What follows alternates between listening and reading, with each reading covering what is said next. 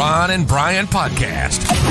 Get ready to fill your ears with the latest news, politics, current events, and whatever else we feel like talking about this week. And now, your hosts, Ron and Brian. All right. Good evening, everybody. It is Sunday night. It's 8 p.m. And it is time for episode 254 of the Ron and Brian podcast. And what an episode we have for you here tonight. I'm excited. Brian, are you excited? So excited. Coming up shortly, he has not logged in yet. Do I dare say that he's a Renaissance man? I think at the very least you can say that. The man's a comedian. Mm-hmm. The man is a guitar player. The man is a painter. He is a clothing designer, television star. What am I missing here, Ron? Movie star. Movie star. The man is Dave Hill. Yes. And he will be on momentarily. He is not signed on yet, but we've given him the link. I will be mortified if he neglects to log in today. I feel he will be with us. I have the faith. In the meantime, let's do some of our usuals. As always, drink of the week. Drink of the week. Na zdrowie. Salud. Drink of the week. Sláinte. Pause. Drink of the week. Drink of the week. Drink of the week. I did not hit the post on that intro song. I was very, very sloppy, but perfectly fine. Don't worry about it, Ron, because Matt will edit that in. I'm sure in post production. He'll be able to do that. Do not worry about it, Ron. Yes. What are you drinking? Oh, you're starting with me this week? All right. Yeah, we're gonna mix it up. So I'm nursing a tad bit of a hangover today. Hanging out with Jardy's friends of the podcast yesterday at the Glenside Arts Festival. Beers were drank, items were purchased, food was partaken of. A good time was had by all. So I'm keeping it simple this week with a little Liquid Death sparkling water. That's right, Brian. Murder your thirst with Liquid Death. Are you drinking water for your drink of the week? This week I am, my friend. Listen, you've drank water as your drink of the week in the past, so I don't. Yeah, but I was on antibiotics at the time because I was dying of COVID. Listen, you do you, I'll do me, my friend. You tell me what you're drinking then. You shame me with whatever it is you're bringing to the table. I have brought to the table, let's see, what point does this become fuzzy? Hold on. See, this is the screen. All right, we've got Born to Run, which is a blood orange sour ale from our dear friends over at Whetstone Brewing Company. Look at the color of this. Ooh. Nice. Ooh. Ron, we're looking at 3.5% ABV. A classic Ghost ale, Ghosh, I think. Ghosh. With a citrus twist. Born to Run is everything you want, Ron. Light, only 3.5 alcohol per volume. Flavorful, refreshing, slightly tart, with just a touch of salt and coriander. You will not find any lactose involved in this beer. This ale is kettle soured and fermented with the juice of ripe blood oranges for a perfect balance of sweet and tart. Nice. I liked beer. All right. What's your thoughts on it, Brian? Oh, that's a good beer. I liked beer. I've been into sours. Yeah, you have been. But it's getting to that time of year, especially if it's a lighter sour, like a citrusy sour. Yes. It's definitely getting to be crushable season, without a doubt. Oh, yes. And we look forward to crushable. Maybe we can have a, do you think that will, Broken Goblet will bring back Lager King? I don't know. They haven't done that. They've done some other lagers. They did their Doom lager, and there was one other lager they did. Have not seen Lager King show up yet, but we can see. We can certainly ask them and see what they're willing to bring back. We'll do our best. Our best. As always, it's all we can do, Brian. It's all we can ask of ourselves is to do our best. Tell me a little bit about this arts festival and why was I not invited to it? I mean, it was just an outdoor vendor-driven festival event. Mm-hmm. They shut down a couple of the main streets in Glenside, which was one of the next towns over. So there was a bunch of different. You could get like license plate art, you could get clothing, jewelry, Mm-hmm. food, drink. There were some bands performing. The restaurants and bars along the way were open as well. So it was a beautiful day yesterday. Beautiful day. Was, yes. Definitely want to be outside. I know how you react to the sun sometimes. So, that was one reason. Also, it's that hurts. I don't think you like art at times. So that's a lie. I am a huge fan of art. I think my idea of art might not be yours. I like things that are more experimental in terms of materials, mediums. I feel like the kind of things that you define as art really is just a canvas, trapped around a wood frame and somebody throwing some ink on it. That's your version of art. No, to me, art's everything. Art is in the air that we breathe. It's the sounds that we hear. Wow. It's in my blood. Yeah, I will say when I go to MoMA, I'm like, a lot of this does not feel like art to me. And when was the last time you were at MoMA? I'm not gonna lie, it's probably been 11 or 12 years. It's probably been longer for me. Actually, that's not true. I went to MoMA. I will say genuinely about 15 years ago, and I saw Woody Allen walking around with Sun Yi. Really? I don't know that he knew he was there, because he genuinely looked confused, and she was clearly leading him from room to room. We passed each other probably about 2 or 3 times, and each time I saw him, the first time was just like, oh my God. And he had the little, the canvas bucket hat. Right. And I remember being like, holy shit, that's Woody Allen. And then but I didn't want to interrupt him. So we just, crossed paths. And then later in the day, no, I saw him twice more. And both times he looked equally confused. And it might've been the artwork that he was looking at that confused him, and not just the fact that he had left his house. I wouldn't be surprised. I would not be surprised. Ron? Yes. What's bothering you? You mean, what's my beef of the week?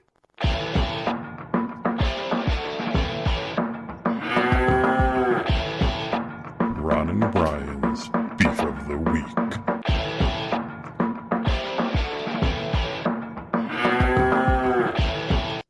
You don't think I would ever let a week go by where I couldn't play my favorite bumper of all times, do you? I thought I would intro the bit. You give it a shot. You give it a shot. You know what? I like this. You going first, Ron. What's bothering you? So I guess my beef this week is in relation to the technology in my house and how reliant I've become upon it. Because here comes some white privilege. I'm hearing it. I hear it coming. A little white privilege. So no, it was. I mean, I don't think you can assign a color to it. So first world problem, without a doubt. Right. So Thursday night we were having some issues with our Rokus in the house. We couldn't get our cable app to stream for whatever reason. And so I was trying to see if it was the Roku, but it wasn't. So then I was like, well, let me reboot the router and see if that does it. So I reboot the router, and now the router's on, but nothing will connect to the router. So now everything in the house is now disconnected from the internet. TVs, phones, computers, whatnot. Sure. So then I spend upwards of 2 hours attempting to factory reset and reconnect the router, failing each and every time. Like, it would get to a certain step and then be like, nope, not happening. So I'd have to go through it again. And then eventually around 10 o'clock at night, I'm like, well, I have to buy a new router. But it's like, now we won't be able to, because we both work from home, my wife and I, but we have no connection to the internet.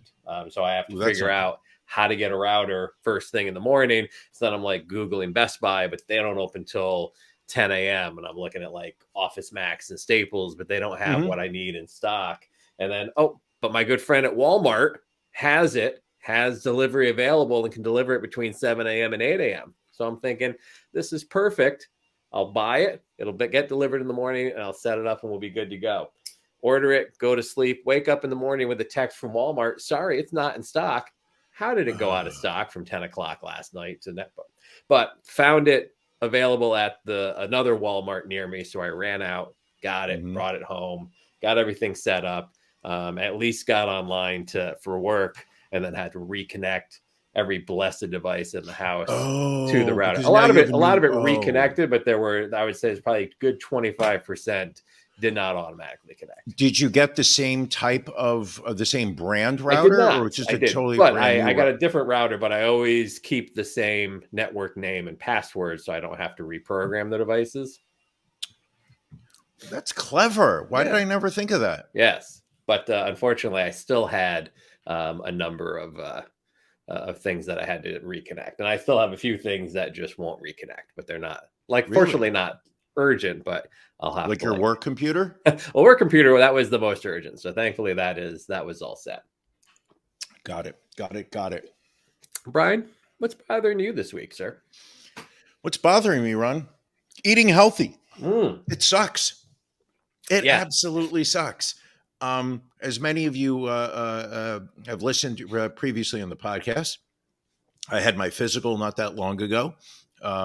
I was told that I had high cholesterol and I needed to start taking a statin to lower my cholesterol numbers. Went for the follow-up blood work to see how the statin was working. While there, I was chatting with my physician, and they weighed me, and I expressed some unhappiness over the fact that I had felt like I had been making some better decisions food-wise. However, I really wasn't taking off the pounds. And my doctor really kind of gave me this, how do I say this politely, a no-nonsense kind of conversation of stop fucking around. Or you'll find out.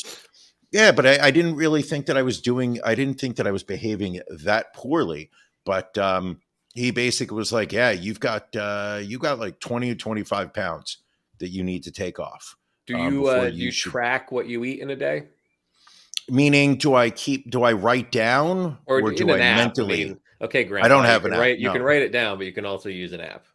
No. I do not write it down. All right. But I also know exactly. I mean, I know where I'm screwing up. I know the fried foods. I knew the carbs, the bread. When you're asking the waiter for a third basket of bread, that you're not behaving. I mean, I'm smart enough to know I'm making some bad life decisions. But over the past 2 weeks, I have certainly tried to eliminate desserts, eliminate sweets. If it's I'll eat a piece of fruit, but I'm not having any kind of pastries or cookies or whatnot. Which is rough. And then I've also, not had any pasta. Right. I've been working out. Went to we did a 35 minutes on the elliptical today. Did 35 minutes yesterday. Weight's coming off. Not going to lie. Right. Dropped a few pounds. But holy fuck, it's not fun. Have you been tracking your calories, I guess, is the question. I'm not tracking calories. Right. I'm just eating. I've cut back on portion size. So a salad that I would normally get for lunch and I've knocked out, I've now gotten myself to the point where eating about maybe 2/3 of it. And I've sat there and said, I'm not hungry anymore. Right. I'm feeling satisfied. I would have normally just continued to knock this out, but I'm going to stop right now. High fiber seems to be key also. You get a good amount of fiber and that makes you feel fuller longer. But does it make you poop? I mean, I mean, do you not poop in general? I don't poop often enough. Okay. Then the high fiber, I think, would definitely help. My doctor says since your body has always been like this, I refer to it as a undiagnosed case of IBS. But I go through periods of time where I'll go like 4 days without going, physically feeling fine. Wow.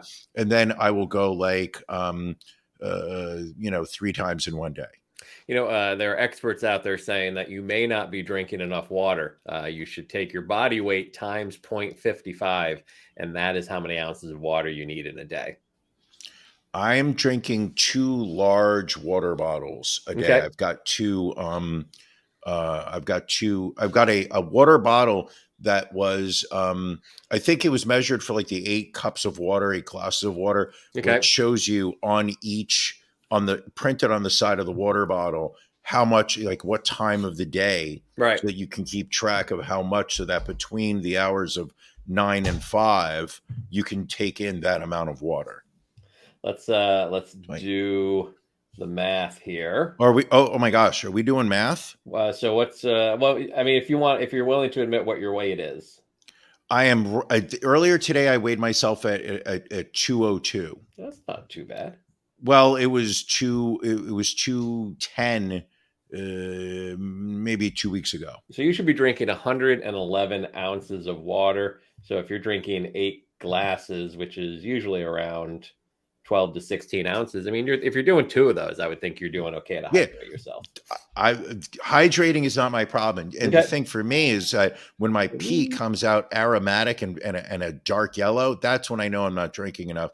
But when it comes out like almost a clear, like a water, like that's when I know I'm properly hydrated. So my urine tells me whether I'm hydrated or not. Well, enough talk about your urine, Brian. It is time to bring our guest in. We are very excited. We're both big fans of this gentleman. Yes. We have gone to see him live.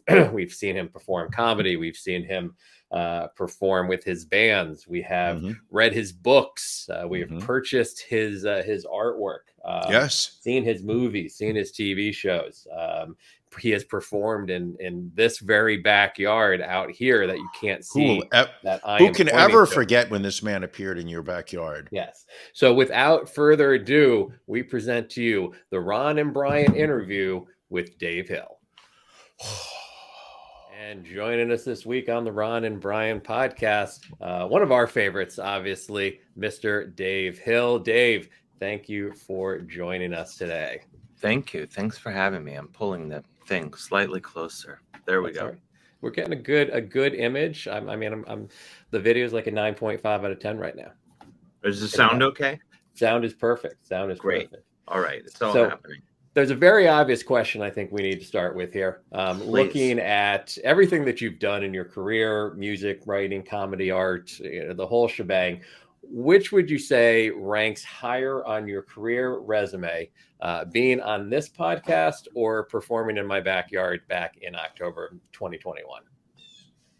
Oh man, that's a tough call. I would say, I'm always a fan of in-person, good times. So I would say you're in your backyard. Nice. And it was nice to meet folks, and I had some snacks, I believe, and I drank some beer, and all in all, a quality evening. Good times all around. Now, a follow-up question naturally has to be, how would you rate Ron's living room and backyard with the other backyard or living room shows that you did towards the latter part of the pandemic? Did he have the nicest home or did he have the worst? Oh, it was gorgeous. I loved it. Gorgeous home. And of course, a quick photo from that night, so people that were there that night can remember. We were so young, so innocent back then. We were just kids then. Look at that. Yeah. Look, there's the beer I was talking about. Yes. I did something really, I should just, I guess to give, maybe this will, controversy, but I don't know if it was that beer, but I was walking with it. My sister and my brother-in-law, they came to the show, and then drove me, I want to say, to their house. And I had a beer still, and then my brother-in-law didn't want me to take the beer in the car for fear of getting in trouble by the law or something. And I panicked and I finished it and I left it on the curb, which is like I felt horrified because we were too far from your house for me to run it back, I think, even though that's clearly what I should have done.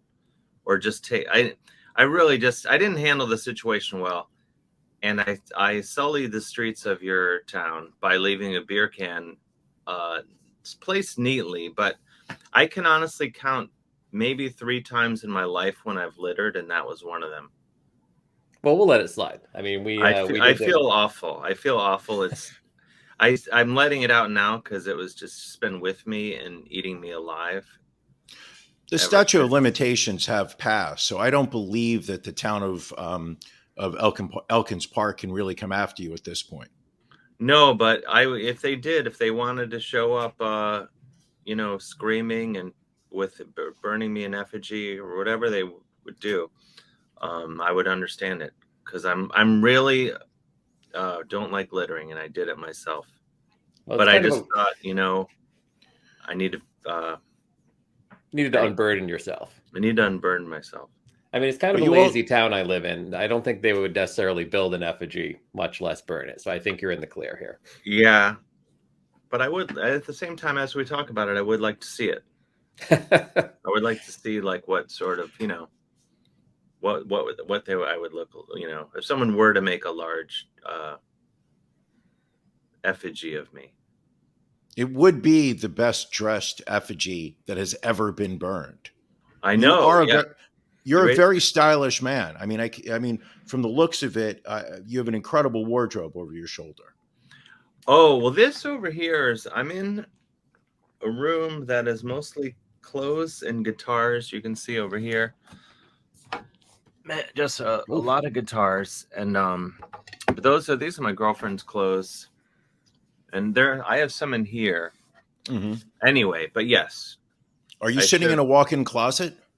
No, it creates the illusion of a closet, but it's not. It's really just a bedroom that we've crammed with clothes and guitars. It's kind of an office, I guess you might say. A podcasting studio. Nice. I do a lot of things in here. I do some artwork. I record music. Rip some guitar solos. So we kind of mentioned at the start, I mean, you're a comedian, you're an actor, musician, author, artist, and now clothing designer. Which of all of the above did you least picture yourself ever doing? I guess either comedian or clothing designer, because I really didn't I would say comedian, especially. I never really sought to become a comedian. It was sort of accidental and just kind of going with the flow of things. And then then all of a sudden it was my job. And then like, I guess fashion designer, or for lack of a better, that sort of came about of painting. Actually, you bought one of my earliest pandemic, things that I painted, a saw. Bought a saw, correct? And I started doing stuff, and that I had done stuff like that on and off over the years, but during the pandemic, I really started painting a lot and drawing a lot, and I was doing all these like floral patterns, and I have a friend who works in fashion, and then we were like, oh, let's just make clothes with these kind of patterns on them, and that's how that came about. But it was definitely something like that it was, I guess I made a bit more of a decision, whereas comedy, it was like people just started asking me like, oh, you want to do stuff? And I would show up, and just kept showing up. And now look at me. I'm in this clothes and guitar stuffed room. And what would you say was your first big break as far as comedy goes? I'm still honestly waiting for it. I feel like I've obviously, I have to be grateful in that, I have a career, and I've had a career for a while now. But I'm still kind of like, hey, where's my big break?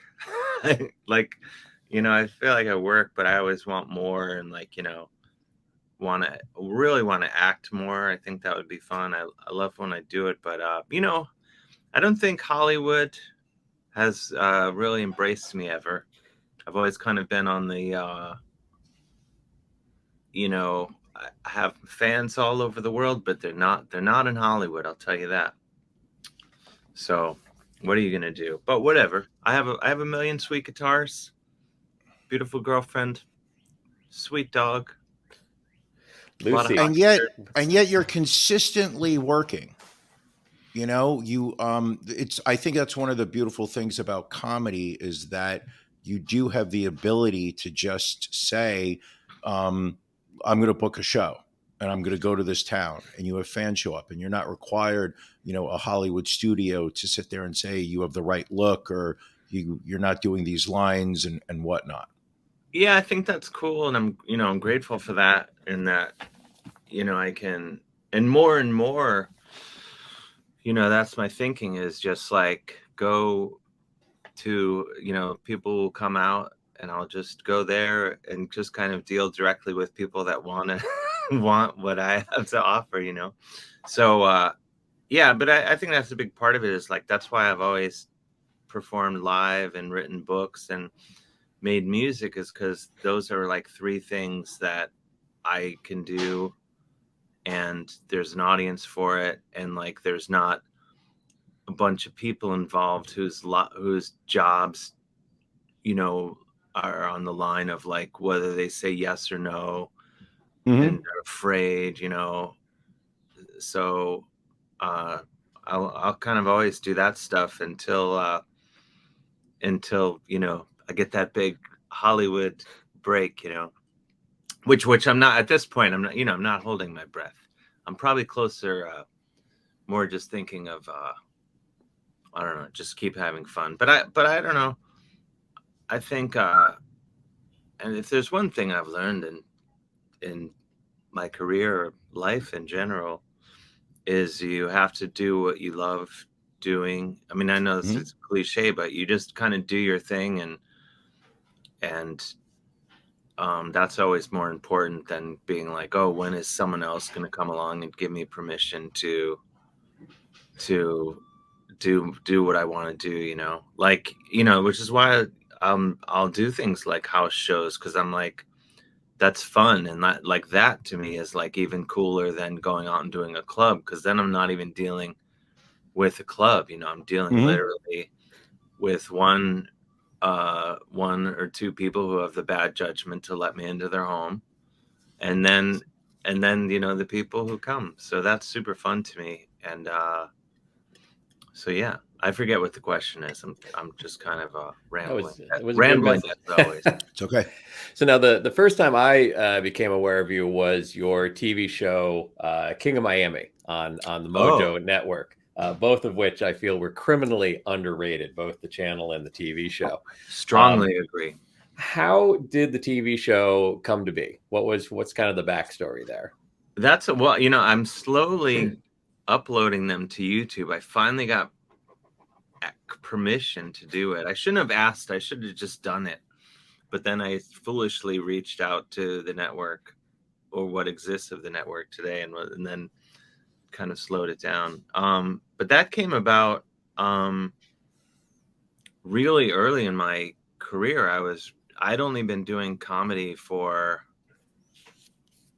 like a year and a half, and was completely naive to anything, which I think is a really good place to operate from, actually, to not have any notions of what you can and can't do or what's going on, because then you just do whatever the fuck you want. And I remember I was approached by a producer who's now a dear friend, Elise Roth, who wanted to figure out a show, and she, I talked to her, and then the Mojo network that did the show, they, somehow we got them interested, and they came to see me live at the Upright Citizens Brigade Theater. And then they came out for drinks afterwards and were like, hey, we'd like to do a show, like do a pilot with you. And I remember just being like, oh yeah, sure, cool. Like, but my friends are here, so I'll see you later. I just kind of talked to them for like 2 minutes, and I was like, all right, yeah, cool, let's do it. And then I just went drinking with my friends. Not, I guess it was a showbiz power move, just in that I was like, yeah, I'm going to hang out with my friends. Sure. You didn't want to seem too anxious for them to lock you up. I was just too naive to know that probably the thing would be to sit down and hang out with them. But I was like, no, my friends are here. I got to hang out with my friends. And you wanted them to need you. You didn't want them to think that you needed them. I guess I was. Yeah, I don't know. I wasn't even thinking of it. I was just like, I was just doing what I wanted, which was to drink with my friends. And so we met with them, and they wanted to do the show. We we wanted to do a pilot. We did a pilot for King of Miami, and I think the head of, I feel okay speaking freely about all these things since the network doesn't exist anymore. But I think the head of the network was like, I don't understand what this is. I don't get this guy at all. But to his amazing credit, Emilio Nunes, who is a dear friend, he was allowed to, like, I guess, like, he called it a silver bullet, where he could, like, green light one thing that the president didn't like, and this was it. So he greenlit it, and we did it 6 episodes, which I think is a nice amount. That's a lot. A lot of the British shows do that, so I was happy with that. And so yeah, we did it, and it was super fun. But at the time, I just thought, oh, I've been doing comedy for 1.5 years, and I already have my own TV show. Like, this is the easiest business in the world. Like, you just get your own TV show after not really trying. And so I just kind of assumed, and here's where it bites me in the ass, I just assumed that, oh, this will be the first of many of TV shows that are my own TV show, and that's what I'll just do for my career. And as you know, one look at my IMDb page will tell you I was very wrong about that. I've done many pilots and presentations, sizzle reel type things where I was a star of, but to this day, no one in show business has given me my own show. So it was a hard showbiz lesson to learn.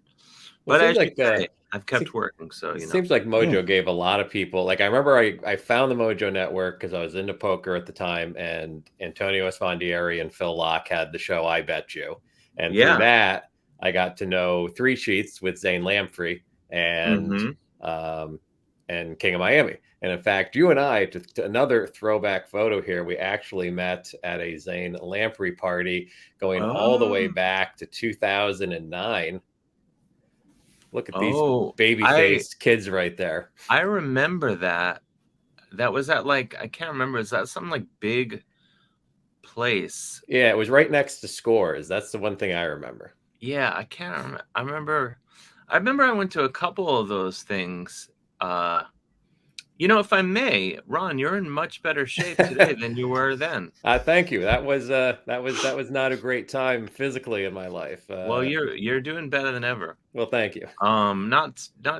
I'm just, and really just, you're better dressed now. I mean, you have some serious dad jeans on in this photo. I was not a fan of tapered legs back then. You were a rock bottom in that photo. No, you're not wrong. I mean, you're really not wrong. Dave, you also look much better now. I don't want just the compliments to go towards Ron. You have also stepped up your game from those years. Yeah, I mean, I think I was a younger man then, and I did not give any thought to what I ate or drank for many years, and now I do. So, but yeah, Zane, I'm still friends with Zane. I haven't seen him in a while, but we keep in touch, and he's a lovely man. But I'll tell you his secret, if I can. He's gonna get mad if he hears that I said this, but I went to one of these things, and I was like, I went to a couple of these gatherings that he did, and I was like, how do you do this? Like, you're the ringleader for a bunch of drinking. And he's like, well, if you really watch closely, I don't really drink that much. Like, it's the illusion of drinking a lot, because Mhm. like otherwise I would be passed out. Sure. And then once he told me this, I made a point of making him chug beers with me over and Smart. over, because I was just at like one of the stops of his bar crawl. So I was like, I only have to do this. You know, I can chug 3 or 4 beers, whatever, but he's got to keep going. And he was like, you motherfucker. Like, because he couldn't get out of it. Anyway. You know, it's true, because we saw Zane this past fall, Brian and I, at a brewery near where I live, and Broken Goblet. Yes. And we drank throughout the entire event. Sure. And come to think of it, he did not drink much. There was a time where Brian decided to take a little nap in the second half of Zane's performance. I may have. Well, the Q&A session just it went on and on. Everybody had questions, and Zane just had, you know, really long answers, which were all fascinating. But mix that with the high alcohol content of the beers that were sold at Broken Goblet that night, and the fact that I had woken up at 6 a.m. that morning to go to work, it all contributed to me needing a nap. I hear you. And my first thought is, you got to quit that job if you haven't already. No. Pays the bills. That's the problem. Oh, I'm against it. Sorry. So now you've mentioned recently on social media, you've mentioned you've got a book coming out in October, and you're also finishing up an album. What can you tell us about those projects? The book is called The Awesome Game, and there's a subtitle, but I don't have it in front of me, and I can't even I haven't committed it, because the reason it's not in my brain is because I'll tell you. I could look it up. The reason is because we kept changing it a little bit, and that's why I don't have it committed to memory. But it's called The Awesome Game, and it's about hockey, and it will be out October. It's about hockey and, you know, hockey adjacent topics. There's a bit of memoir in it. There's a bit of travelogue, but there's mostly hockey. There's a lot of hockey. And it's an amazing book, as you can imagine. And I went all over the world. I went to Kenya. There's a team there called the Kenya Ice Lions. I played with them. They're now dear friends. I'm going to go back.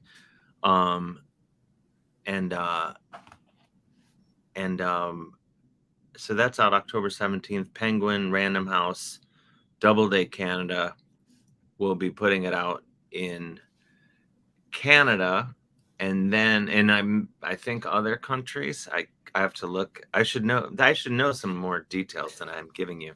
But in America, it's going to be Triumph Books is publishing it. So this is my first time having multiple publishers as part of the global assault of my. Usually I've just had one in the past.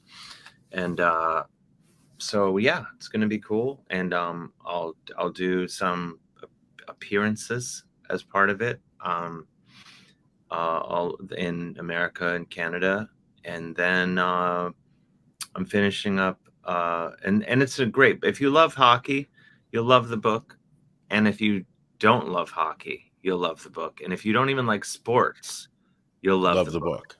Yes. Because this is a dangerous thing to say as a man who has just completed a book about hockey.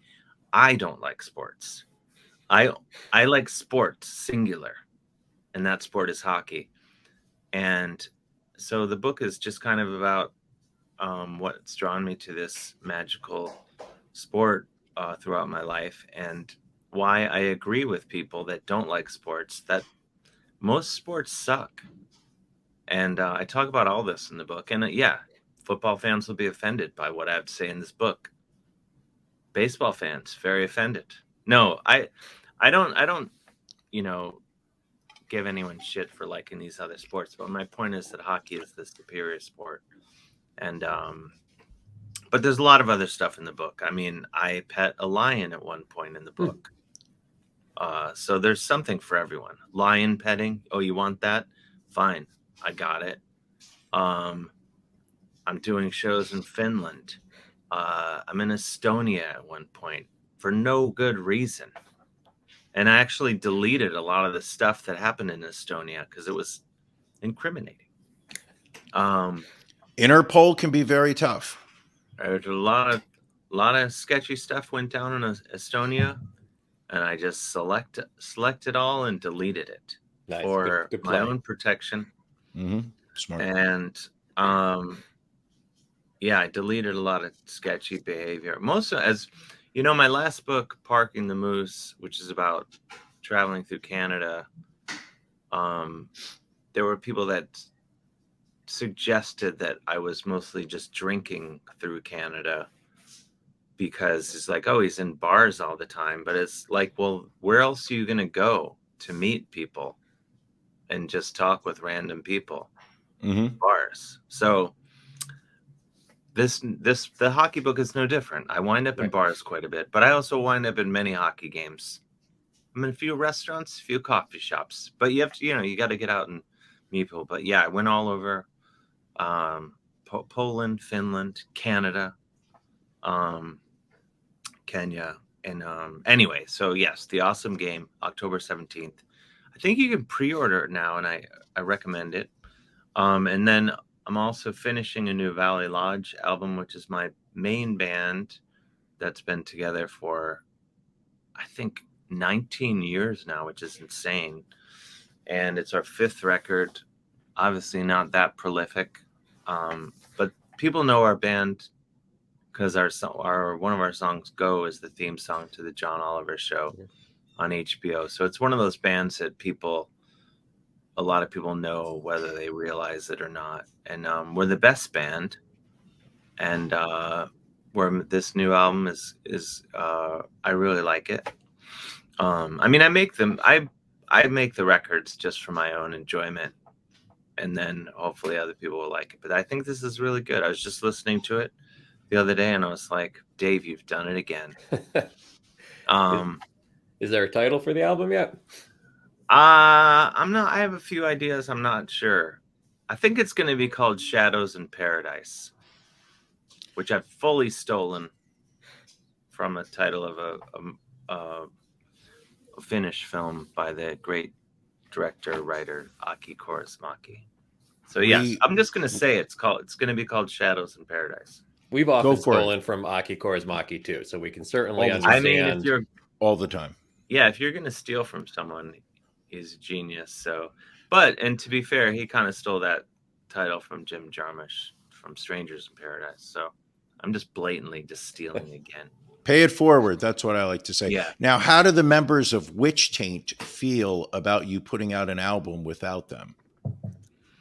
Well, Witch Taint is kind of always, the inception of Witch Taint was just me, and it existed in my mind. And then gradually over the years, it was realized, turned into a full band. And then that band has imploded, combusted, and now Witch Taint is just down to just me again.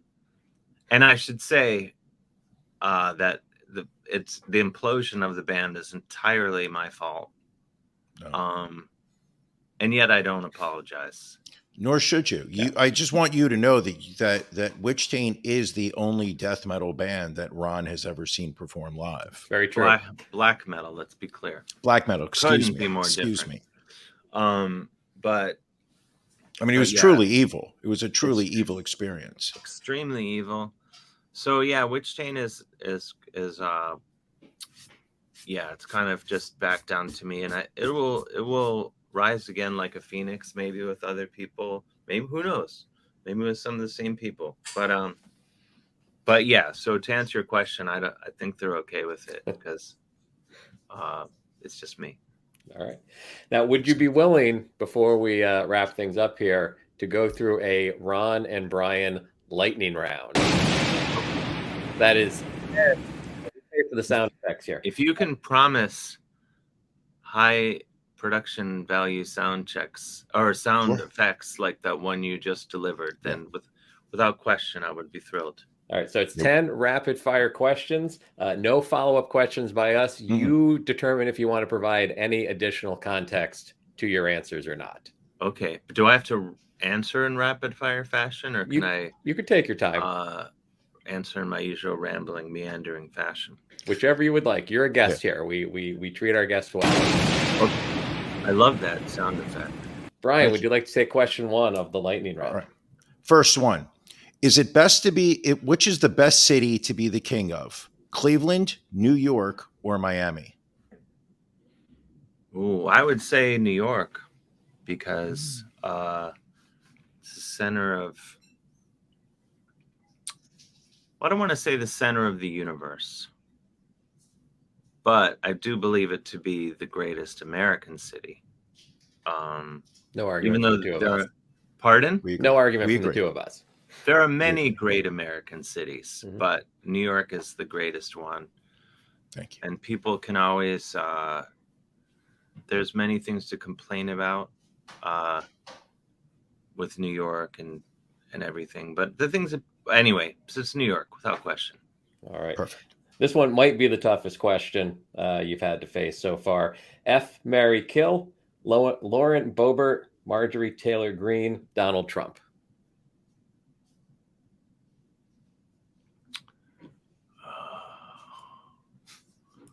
Well, I would say I shouldn't. This is a hard game to play because people can take what I say out of context. Though, I mean, but I guess I would, for the kill one, I would say the orange fella you mentioned, without question. To the fuck part, I would say the green person you mentioned, just to get it over with.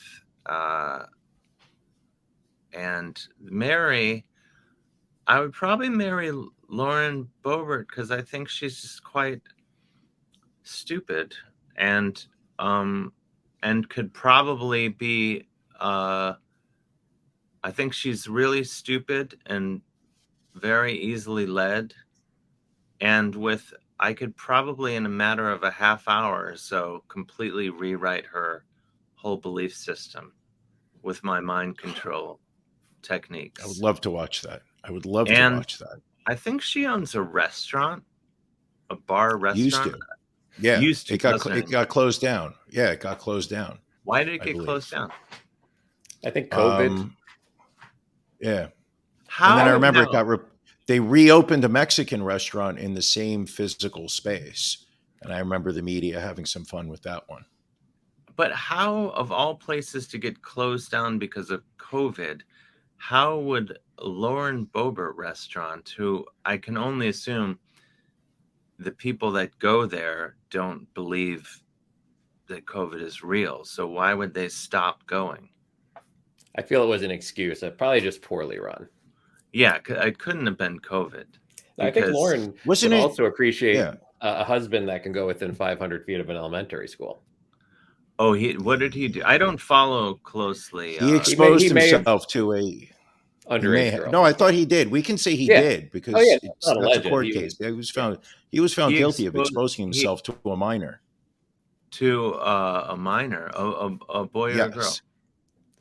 Does it make a difference? I think it was a girl, but ultimately, in the eyes of the law, I don't believe that gender matters.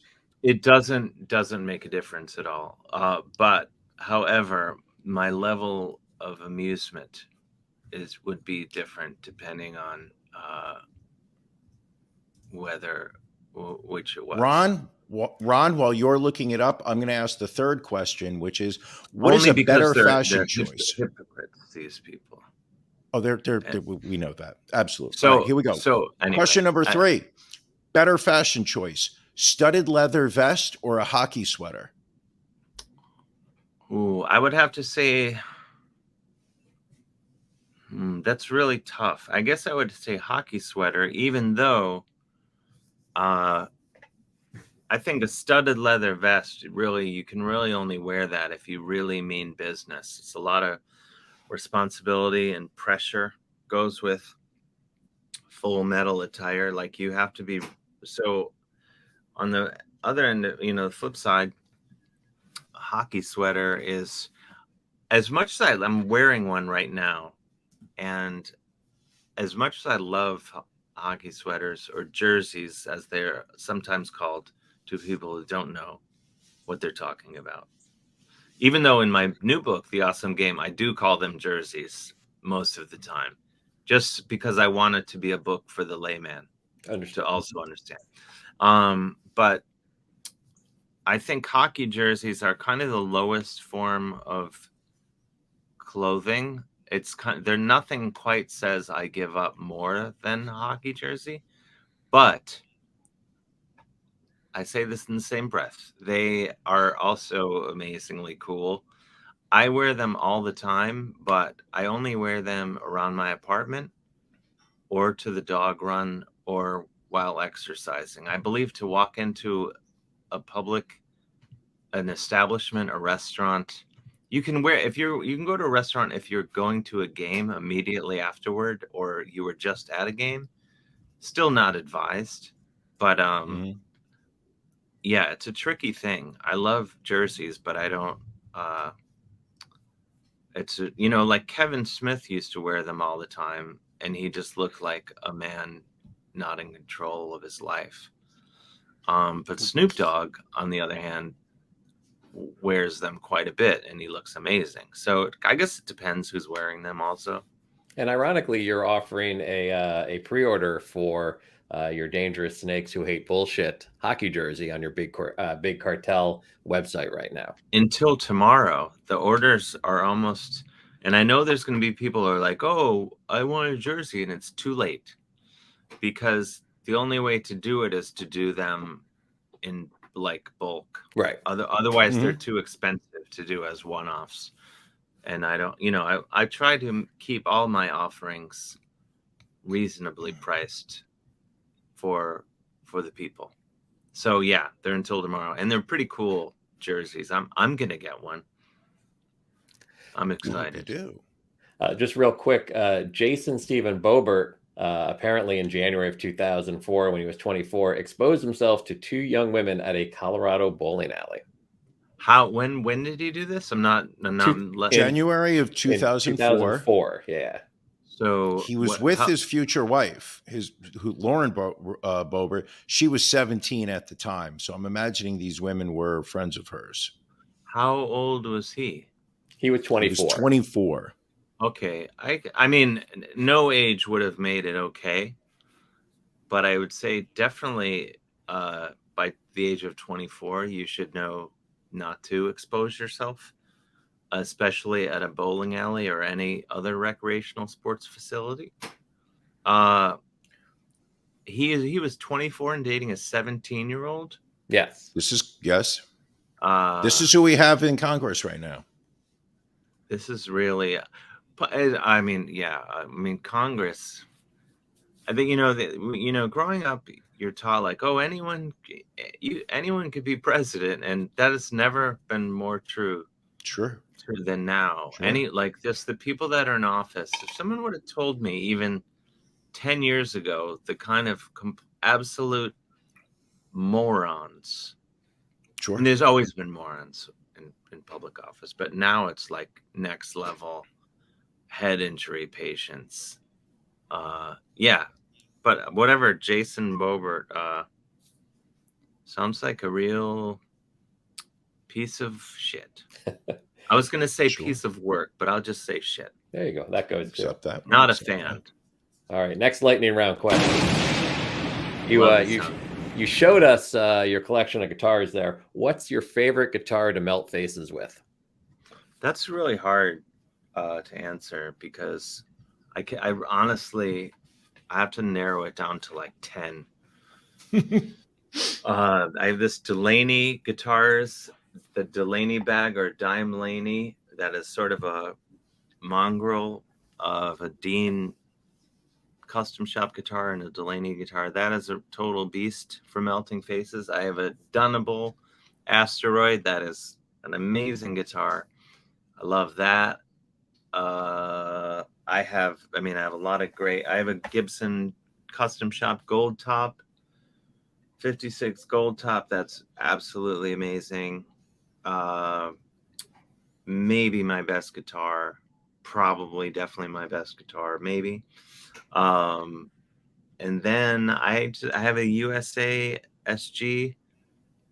That is great. And also maybe my best guitar. Every guitar I've mentioned is my best guitar. And then I have, for real shredding, I have a Jackson USA Soloist, which is some guy in New Jersey. I don't know what was going on with him. Sold me this guitar. I met him in a parking lot, paid $1,000 or maybe $1,100 for it. And sounds safe. It's like, well, I found it on eBay, and then I somehow agreed to meet up with him because I was driving through or whatever. But it's like a $3,000, $4,000 guitar that I got for like $1,000. So thank you if you're listening. All right, next question. Dave, what keeps you up at night? Anxiety, depression, but then sometimes good things keep me up, sometimes just I'll be writing things in my head that keeps me up at night. But really the anxiety, depression, I think that and depression really do the trick in keeping me up. I'll wake up and I'll be like, oh my God. Oh. Sounds familiar. Yeah. Yeah, I would just say I was prescribed some Klonopin a few years back for just a little window where I was insanely anxious, and I was like, I need some medical intervention, and I didn't use it all, and I have it left over. I have leftover Klonopin, very good band name actually, and sometimes I'll just have a little pinch of that if I really can't get back to sleep, but not very often. I haven't been doing it lately. I mean, I went on sertraline a few months back. Highly recommend it. I don't know what that is. So it's like a generic Zoloft. Oh, okay. Well, yeah, Zoloft. I've taken that before.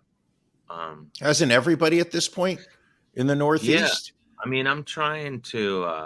I hope for a day when I'm hoping to like get maybe 2 weeks of just sanity in my life. Mm-hmm. Just 2 straight weeks. It might come 20 years from now. I don't know. We'll see. All right, you're a well-known ladies' man. Is it better to be king of Miami or mayor of Pound Town? Oh boy, I'd go mayor of Pound Town, I guess. I mean, without question. I'm not saying, that's how I live my life, because I don't. But I would say, between that and being king of Miami, I would, king of Miami, it's great, don't get me wrong. But mayor of Pound Town, come on. Makes sense. Deputy mayor. I'd take deputy mayor. Deputy mayor of Pound Town. I like that. All right, here we go. What is the best bread to make toast with? I'm a simple man with regard to that. I would say I just like a nice wheat bread. I feel like it's a fairly neutral,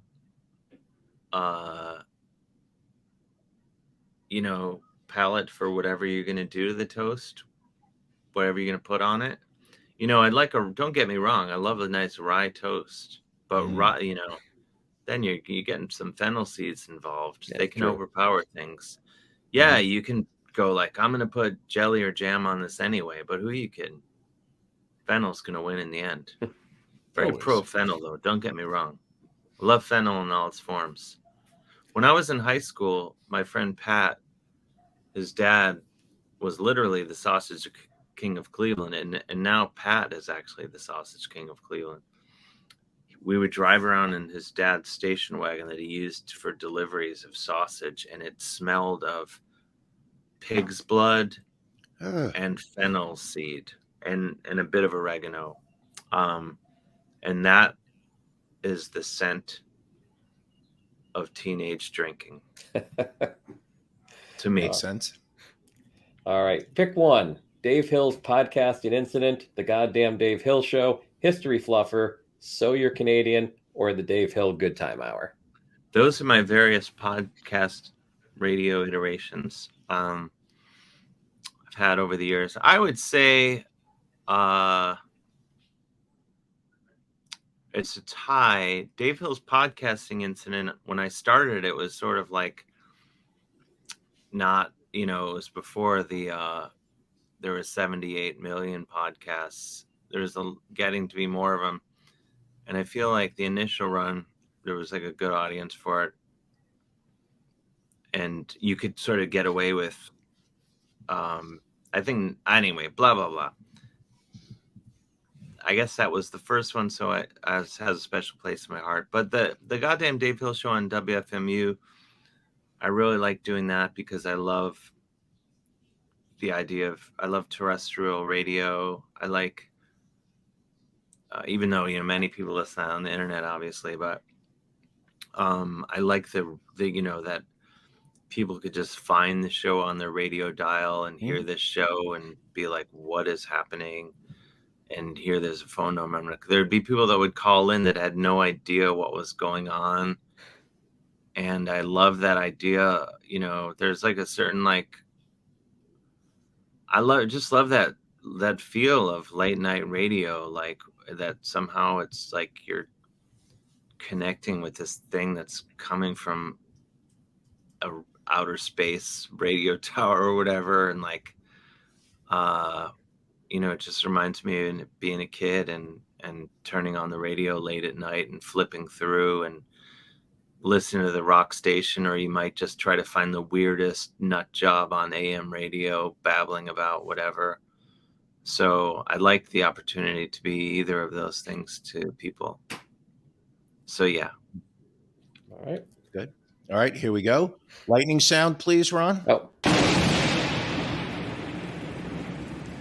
Thank you very much. Which is the more intimidating musician to perform next to? Puddle's Pity Party or La Sinistra? Well, they're both amazing vocalists. So I'd say it's kind of equal because they're both super talented. I guess La Sinistra is a bit scarier, much scarier. Puddles isn't scary at all. He's an absolute sweetheart. So I would say maybe the La Sinistra is a bit more intimidating because she's terrifying. I just remember seeing Witch Taint at Mercury Lounge, and when she just first started singing, just that voice just blew through you. Well, she's amazing. She, if I can break the fourth wall or whatever, sure. That's Jen Valley, and we had her sing. I met her actually. I maybe met her at FMU, or I met her. I can't even remember. But I met her, and then I saw a clip of her singing on Instagram, and was like, "Holy shit!" She's like a world-class opera singer. So when we started making the Witch Taint record, we had her come in and do, some backup vocals. And then when we started playing live shows, we were like, oh, you should totally be, in the band and play with us live. So now she's singing on, I'm excited. She sang a bit on the new Valley Lodge record. So, nice. And she sounds great. So, amazing vocalist. And Puddles as well. Yeah. So she's not bitter over the fact that Witch Taint has imploded? I think she wasn't. I think she maybe took it harder than I did. But I mean, because it was fun, So I think but I don't know. Maybe I'm sure we'll perform together again in some form. All right. And final question: better title for this episode, "Sexy Time with Dave Hill" or "Porkapalooza with Dave Hill"? I gotta go Porkapalooza with Dave Hill because that just sounds better. I mean, we have the name of our episode. I'm already picturing the T-shirt and all the things. Yeah, without question. It's all about the merchandising. Plus about the merchandising. Yeah, Porkapalooza. It's more rolls off the tongue. It's got a little bit of alliteration. It brings a lot to the table. Everyone's having fun. Yeah, I think it's good. Well, we appreciate, Dave, you being on the show. It's been a fantastic interview. Later this week. No problem, folks. You can catch Dave Hill in upstate New York Friday night in Glens Falls, New York at the Park Theater, October 29th in Schenectady, New York, Proctor's Underground. I was actually born and raised in Schenectady. Have quite the I was actually scarred in my childhood due to Proctor's Theater. Real quick story if you guys have a minute. Sure. So 5th or 6th grade, I win a spelling bee at my local school, go to the regional spelling bee for a chance to go to the States. It's being held at Proctor's Theater. I could not handle the pressure of the bright lights, and I misspell sincerely in like the 2nd or 3rd round, forgot that second E. And so that was my first crushing defeat in front of a large group of people that took place on that Proctor stage. But what was even worse, I go to school on Monday. This is before the internet, before social media, hoping no one would know what happened. And there was a girl who I had beaten in the school spelling bee who had won the last couple of years. She was kind of bitter about it, came up to me right at the beginning of the school day and said, I know how to spell sincerely. And just crushing. And that woman's name was Lauren Boebert. It was, yes. It all comes full circle. Yeah, that's rough. I'm sorry. That is rough. But great area, Dave. Upstate New York. Make sure you get out and see Dave. I mean, where can people find you on social media also? You've got a ton of stuff coming up. I'm glad you asked. Yeah, I'm going to be in Dunellen, New Jersey, May 26th at the Dunellen Theater. Everyone has to come to that. All my dates are on my website, davehillonline.com. You can follow me on Instagram, TikTok, and even Twitter as it burns to the ground. At Mr. Dave Hill, at Mr. Dave Hill. I'm definitely most active on Instagram. That's where I would go to really keep up with me and my antics. Definitely. All right. Yeah. Well, again, thank you for appearing. Thank you for your time, and make sure you catch Dave Hill out on the road or catch his book and album later this year. Thank you, Dave. Thank you. I had a lovely time. Well, that was even better than I could have hoped, Brian. That was, and I certainly appreciate the amount of time he spent. Oh my gosh. Again, he is a tremendously busy performer, has a lot of travel shows, things happening. He talked about him finishing his book and his 5th album with Valley Lodge, and he gave us all that time for our interview. And so we greatly appreciate it. I'll be honest with you, had you said to me 3 days ago, do you know that Dave Hill has a book coming out soon? I would have said no, but now I can't wait to get my hands on a copy. I'm gonna check and see. So he said it might be available for pre-order. Let me hop on Amazon real quick. It is on Amazon's Canadian link right now. Interesting. It's not on the US. If you remember, he said there was a different US publisher than in Canada. The Canadian publisher seems to have their act together right now on Amazon.ca. Okay. You can pre-order a copy of the awesome game, One Man's Incredible Globe-Crushing Hockey Odyssey, set to be released on October 17th, 2023. Ron, you can let your wife know because I know she is a fan. She can get a copy on her Kindle, as well as you can order your hardcover copy. I know the two of you, she is all about her ebooks, and you are a fan of sitting in a chair and flipping the pages of a real book. I like the feel of a solid book in my hand. And yet she's not wrong for preferring the eco-friendly ebook for her Kindle. So those two are available for purchase in Canada. I'm just a little disappointed that American and our publishers are not there yet, but they will be. Yes. Really enjoyed Dave Hill Doesn't Live Here Anymore. Tasteful Nudes, great book. Parking the Moose, enjoyed. So I definitely will be getting a copy of this when it comes out. And I like Valley Lodge also. Big fan of his band there. Does he tour with them or no? I mean, I don't. You know, remember him mentioning that he was going to do dates with them. Yeah, I've seen that. I believe I've seen him post on Instagram from time to time where he's been doing some performances. So, well, we can officially call him a friend of the show. Yes, and we will we will keep his social activity out there, and we will keep promoting him. We're talking, the wife and I, about redoing our backyard.